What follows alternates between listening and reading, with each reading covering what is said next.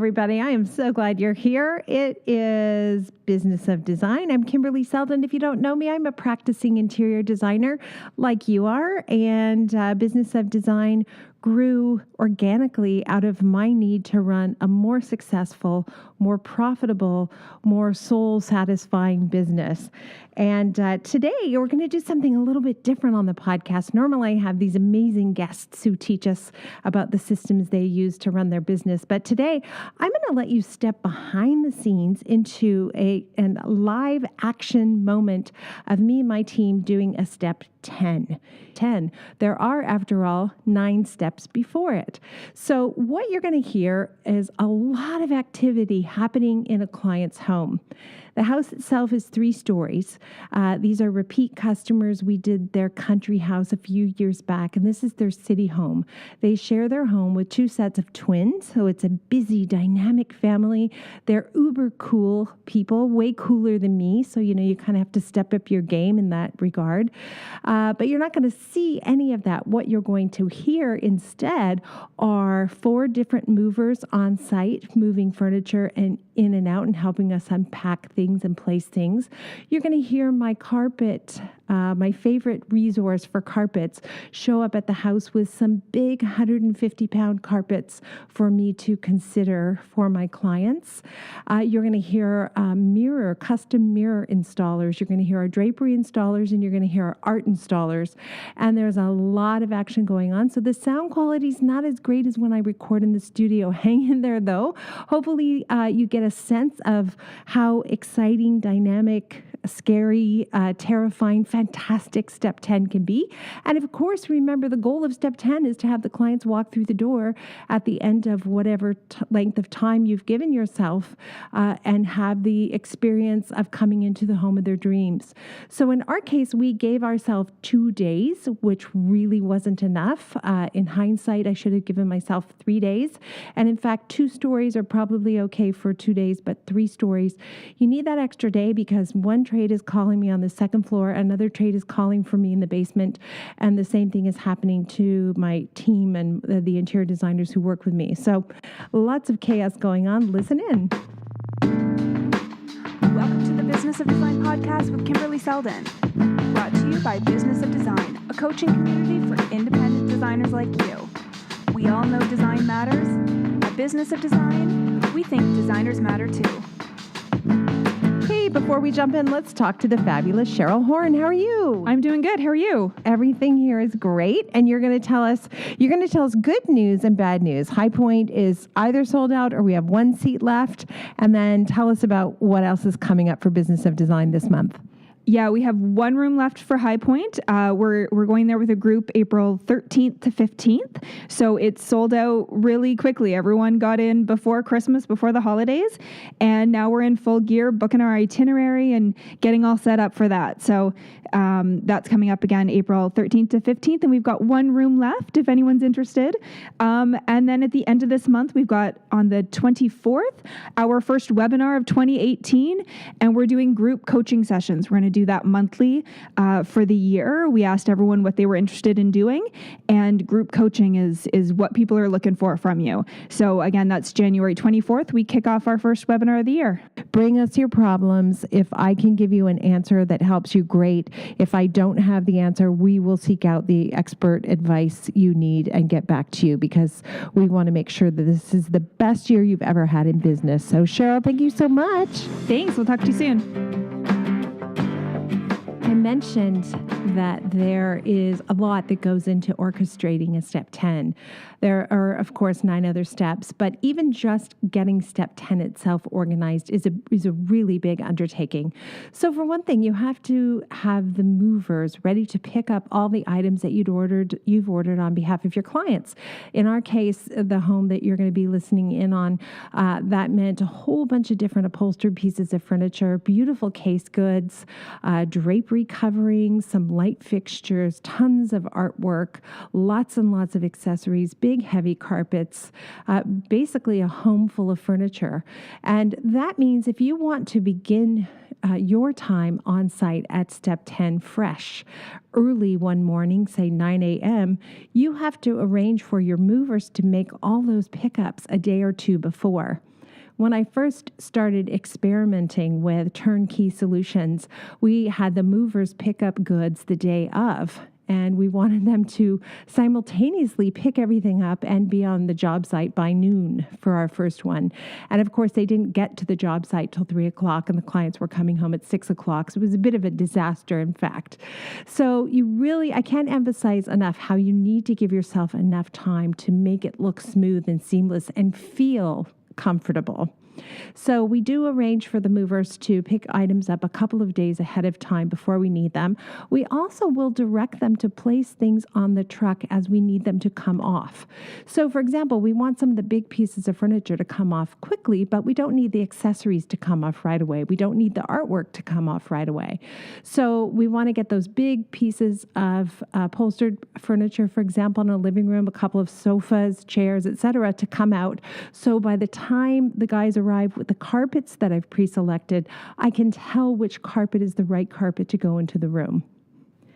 For this job, I was on site with a couple of interior designers, talented, wonderful people who work with me. Kathy is the senior designer. Victoria is also a senior designer. So very busy day.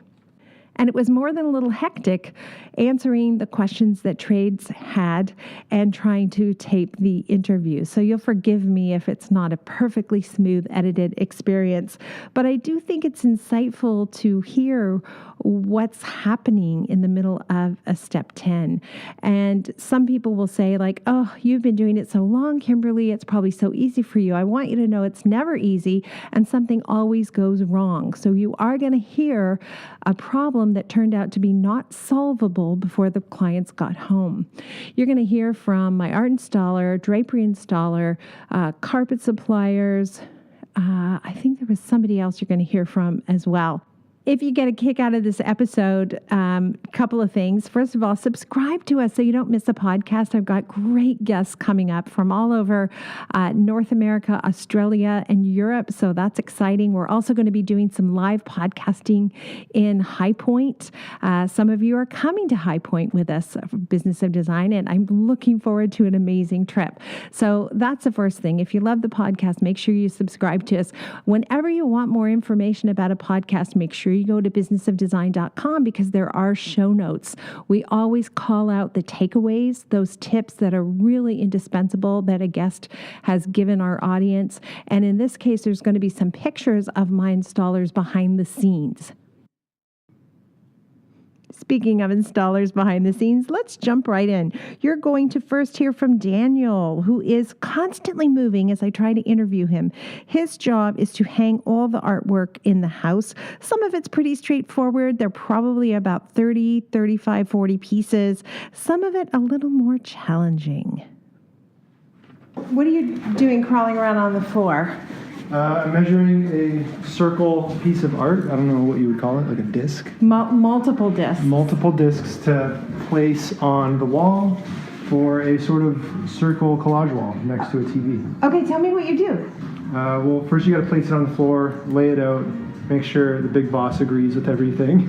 Am I the big boss? You're the big boss. Oh dear. And once you approve the layout, then I basically just do the math, mark it on the wall, put the screws in the wall, and hang the discs. I mean, discs are rare. Mostly we're working with rectangular frames. Yeah, we try to challenge you because you get bored otherwise. We don't want you to get bored. Yeah, sculptural things and shelves and weird stuff. That's kind of what our specialty is as a team now. Okay, and you can't even, I want you to know that he's working while he's talking. He's like not even stopping the motion while he's doing it. You're not paying me to not work. Not paying you not to work. That's right. Get moving, buddy. Tell everybody what you do for a living. Tell us about ArtStall. So I work for a company called ArtStall. We're a GTA-based, Greater Toronto area-based art installation company, but we travel all across Canada and the U.S. as well, and primarily residential, but also corporate and hospitality, and basically we just professionally hang artwork in spaces, whether it's in a home or in a restaurant or a hotel or a retirement home. And there's an art to everything, and this is kind of how we show people how to properly hang work without it falling or still being safe for pets and kids. And everything needs to be straight. So I love it. We don't hang anything ourselves now. These guys show up with ladders and lasers and pencils and tape measures and ideas. I get these fun things I want to hang on the wall, and I just ask them, what do you think about this? We hung some bowls in the powder room this morning. yeah, we did hang some bowls. Some pretty cool, metallic looking bowls off of what I guess would be coat hooks. But yeah, we got creative. All right, thanks guys. Back to work. Thanks.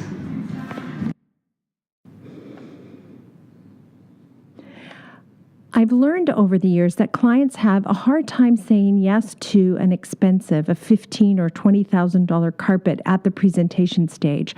And what happened to me over and over again is the clients would say, wow, this is really expensive. I tell you what, let's don't do the carpet now. We can think about that later.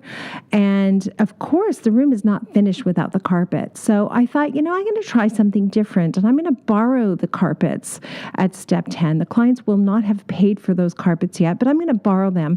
I'm going to place them in the room so when the clients come home, they'll see the carpet I think they should have. And in my experience, I don't think I've ever had a situation where the clients didn't purchase the carpet, because you could so easily see that it finished the room, it completed the room. I also noticed that they might think a $15,000 carpet is expensive, and we think that's expensive, right? For sure, I'm not suggesting it isn't. But when they actually see it in the room, they realize they really don't want to live without it. So suddenly it becomes something that they really want to afford versus something they think they can postpone until later.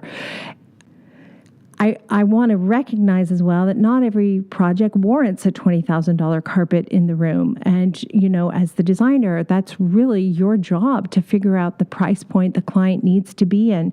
It's not always the price point they tell us they want to be in.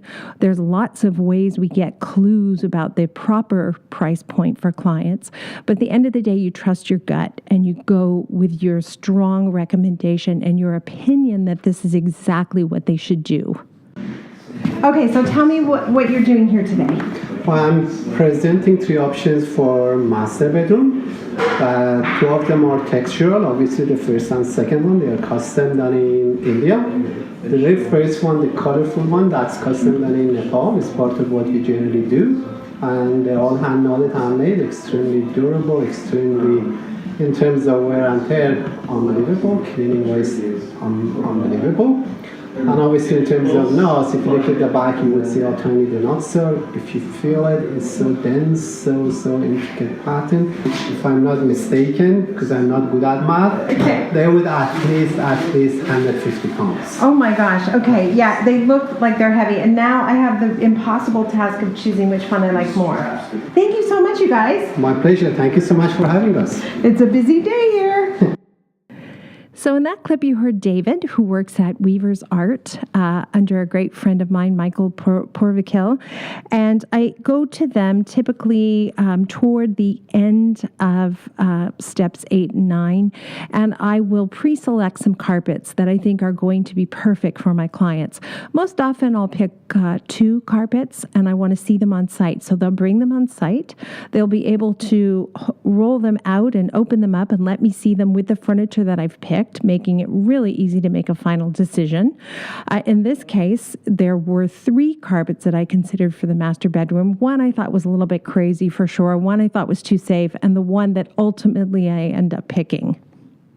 Okay, I'm going in here because you guys haven't had enough trouble today. What are you doing right now? I'm trying to install a huge mirror. A huge mirror, but you even had a huger mirror this morning, and what'd you do? You broke it on the way over here. On the way over here, it was right when we were Wasn't us. to the frame. So, Correct. game over. Like, Game oh my over that one God, piece. do you sometimes think you should work with things that aren't breakable? Oh, it would be wonderful, especially if it weren't so valuable as well. We like the challenge. You like the challenge. Okay, it's so fun because these guys we're all in the bathroom together, which is weird because we don't even know each other, but hey, it's nice to be in the bathroom. And then now they're hanging these huge mirrors, which is pretty complicated because behind the mirrors is some lighting. We've got illumination going on all the way around the mirrors and an outlet at the back. So I'm not going to disturb them, but it's pretty fun. Look at the pictures of them standing on the counters and carrying these crazy sized mirrors around. Good luck. Thank you.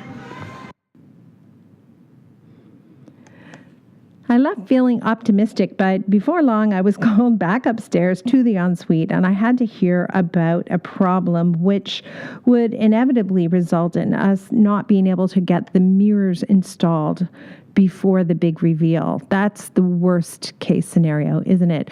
We will do anything in our power to make sure we solve every single problem before the clients get home. And it's amazing what some real dedicated focus, like, please, oh my God, you have to do this for me, time will get you at the end of the day. But this was a problem where the mirrors just could not be installed. Simultaneously, by the way, Kathy is working downstairs with movers and also answering questions on the fly, being called from one floor, one room to the other, problem solving as she goes.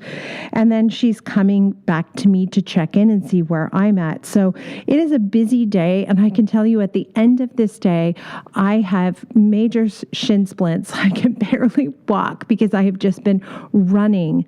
In fact, for 2 days, not one day. I head downstairs and I can only be described as chaos. Again, go to businessofdesign.com and check out the photos of what the hallway of my client's house looked like. Movers are everywhere. There's styrofoam and popcorn because somebody opened a box inside, which we know better. You're supposed to open them outside, but it's pretty cold in December in Toronto, so that's why that happened. Despite your best efforts, something always goes wrong. So the reality is we want to constantly let our clients know that there's no way it's going to be perfect, that there are going to be some moments where we really want to pull our hair out. But we've been here before. We will handle it. Let us handle the stress, and we will finally make it right. But just know we live in the same world. It's not perfect. People make mistakes. There are errors all along the way that can happen. And sometimes at step 10, we catch one that we can't correct in the same day. No, okay, so tell me what's going on. Tell me the story. Okay, so the problem is that the plug is too long. That's a serious plug. That's a very big plug. Like a 2-inch Yeah, plug. it's Is an that normal? easy 2-inch. I don't know. There's other ones you could get. You could get a flat plug that goes with this. That might be the easiest way to switch it up because this is just attached like this. Yeah. So to put an extension where there was a flat face instead of an extended face would work. Okay, because you've got like a good inch within here. So if it was flat, that would work. Okay? So I think it's best that our guys just get a new extension to go to that instead of screwing with this and putting it out from the wall. Agreed, okay? Totally. Oh my gosh. All right. That's a new one for the books. So we went to install the mirrors because there's an outlet behind them and there's a huge plug and sticking out too far. But you came up with a really smart solution. I love you guys. Thank you so much. Yeah, that should work. So we'll fix both and then we'll come back and get them on. And you'll bring us the mirror that's broken, not broken. At the same time. It's a miracle. It all worked out. It's always something, right? It's always something. And you guys are installing the carpet in the bedroom, which looks great. Isn't that funny? The first one I liked, the second one I loved, and the third one, that was the winner. There you go. Okay, so the only other question then is, do you like the lighter side or the darker side? What do you usually recommend? I would personally recommend lighter side, especially with silk and wool rugs, because the silk pops more. And as you know, the first impression by far is much more important. As you come to the room, obviously you want it more regal, more grand, more luxurious. And this one, laying it from lighter side, it looks by far much nicer than darker side. All right, I'm excited. Thank you so much. My pleasure. Thank you. So at one point today, it's so busy, and I hear this noise, and I'm like, what is that? And anyway, I finally figure out it's the family hamster, which I didn't know. It's kind of a new addition to the family. And he was hiding in the pantry, and he was running on his wheel. So I go over, and I make nice to the hamster and let him know I'm here, things are cool. And the client sends me an email and says, hey, by the way, I'm expecting a package. Is everything going well? I say, no sign of the package, but for a minute, I thought your house was haunted. And I discovered the hamster. And she said, oh, LOL, he knows all the family secrets. To which I responded with another email that, oh, great, I'm going to get him drunk and see what he has to say. And she sends me back a note that says, he gets really ugly on brown liquor. So there you go. In the middle of madness, a little opportunity to joke with your client and just keep motoring. It takes a lot of energy to get through step 10. It's an intense day, some ups and some downs. And at the end, when that client walks through the door at step 11, it's a pretty great feeling. Okay, the artwork is hanging. The mirrors are not, as you know. Carpets are in place, padding is in place, furniture is in place. Why then am I looking at a hallway that's got piles of bubble wrap, duct tape, scissors, boxes, and accessories that we haven't used? I remember the first time that we did this, we were not prepared for the amount of packaging that came off of the goods we borrowed to place for our customers. That was a serious miscalculation, and we've done much, much better about taking care of that. We keep the movers most of the day. We get them to open packaging, place the bubble wrap in the fulfillment area, place the packaging in the fulfillment area, and that way if we need to make any returns, we can go back to the original packaging, so that's great. But here we are at 3 o'clock. Our clients are going to be here in 2.5 hours, and we've got a few more tasks to take care of and continue adding to our pricing list, because we leave behind a list that labels each of the items that we placed in the room and the cost of the item. We do that in retail dollars, and any discounts we share with the client. So we let them know that those are retail prices, and if there is a discount eligible on an item, when you decide you want to purchase it, we will calculate that at that time. The final interview you're going to hear is with Kamal from Studio Labate, and he is truly an artist, a professional drapery maker, trained in London, England, and you're going to hear us being just a little bit catty about something that happens on site. But I'm telling you, there is no better feeling, and you guys know this, than having trades around you who know you and love you and have your back and make you look great in front of your clients over and over and over again. And I have a handful of those trades that I've worked with forever, and Kamal is one of them. He was with me on my very first job. I lucked into him, and we joke that we will retire together. Like, I'm not leaving until he leaves, but when he leaves, I'm out of here. He's just too wonderful to rely on, and he has done projects for us in Toronto as well as Los Angeles. We fly him back and forth to do our drapery installations. He's that good. So listen in. The clock is running. Oh my God, we're laughing our heads off because, oh my gosh, Kamal, who has been making my drapes for 117 years, who I love dearly, is here against his will. He's trying to go home. He's installed like 18 sets of draperies, and on the way out the door, what did I ask you to do? We changed the light bulb, we installed the printer, and I think we have to rake leaves. Oh my God. You see, you guys, when you develop relationships with people who are amazing, they will cover you through thick and thin.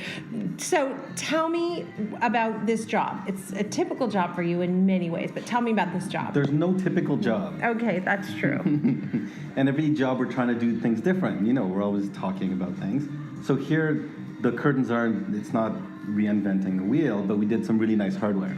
Yes. Which was, we got special custom brackets, and it's like a very sleek track with no rings. Looks good. They have nice chandeliers. We were sort of inspired by the other hardware in the house. What about the gold zipper? Yeah, we tried to do that on all the white curtains, but we only ended up doing it on the hallway. We added on the leading edge a gold zipper, like edging. Yeah. It's kind of cool, subtle, but a nice little detail. It's very cool. And then in the daughter's bedroom, the one child that they like. Is this what we were talking There's about? 4 kids. Okay, tell the story. Growing up, my sister's a year and a half younger, and I was sure that my mother liked her better. And I tried to corner my mother, and always the argument was, you like her better, that's why I'm the one getting in trouble. So in this house, there's 4 children, and only one, for some reason, got nice curtains. Yeah. The other 3 What happened to the other 3? I only Okay, found so out today. the two boys, I just got like whatever. I don't even know. But the one daughter, for whatever reason, my client said she was just going to go to this nice couple who are nearby who have a drapery store, and she was going to get them there, but for some reason the one daughter's room was more complicated, so you got that one. And oh my god, when you guys see on the website these freaking stunning spectacular draperies with embroidered butterflies on them and a butterfly shutter to go with the wallpaper, and then I'll show you the other daughter's bedroom. Dear Lord in heaven, just how would you describe those drapes? It's the daughter they don't like as much. Oh, they love No, but her. the analogy is like tasting wine. If you get like to taste the wine side by side, you can understand the difference. You need a palate, but once you have an eye for things, or taste for things, you can tell the difference between a good and bad one. But with curtains, because they're made, you never get to see a finished made curtain with one fabric and then made with another compared side by side. So in this house, luckily, in a way, we get to see like a curtain that's made with flannel, with the blackout lining, proper length, pleated properly. And then forget about all the details like the embroidery, just the fabrication of it. And then a curtain with just like the standard curtain you would get in any sort of drapery shop, machine made with just lining. Yeah, with really tight pencil pleats, and it doesn't quite go to the floor. I'm not sure what happened there. So I will definitely point that out to my client and say, please don't try this at home. Please don't do this without us. It's things like when you look at a magazine, you don't notice those things because visually things disappear. But when you can touch them and you can look at them, or you can compare them side by side, that's where you see a big difference. Yeah. That's the snob factor. I tease him about being a drapery snob all the time. And I say drapery because I think it sounds better. But you say curtain. I think curtain is like something that goes over a kitchen window. I don't know. In England, it's called curtain making, and they're curtains. So That's where you were trained. there, and so that's what I go with. Oh my gosh. Will you do Meghan and Prince Harry's windows for them? Yeah, well, she's already wearing Canadian designer. I know. So let's go. Let's do this thing. Okay, you're a sweetheart. Wait before you leave. What now? Dishwasher to empty. Would you mind? Oh my God, thank you so much. And thank you. I know this was a little unorthodox. If it wasn't your cup of tea, that's cool. Next week, we've got an amazing New York City designer, Shauna Starkman, talking about some things that are far more practical probably, but you'll love her. And we have lots of different episodes that you can listen into if you're just discovering us. Thanks so much for being here, everybody. Please reach out with your show ideas, or if you want to be a guest, we want to interview you. Have a wonderful week. At Business of Design, we know it takes more than hard work and talent to successfully run a professional design firm. There are proven business strategies that can solve your immediate business challenges and transform your life. Don't try to do this alone. Join today and you'll have access to more than 100 video courses, plus access to Kimberley Seldon as your mentor and guide. Unlike coaching, which can take years to produce tangible results, BOD is a fast track to immediate results for independent interior designers, decorators, architects, stagers, and landscapers just like you. Monthly membership is only $67.50. Annual members save 2 months and have access to Kimberley's contracts. What are you waiting for? Together, we will achieve extraordinary results. Start today.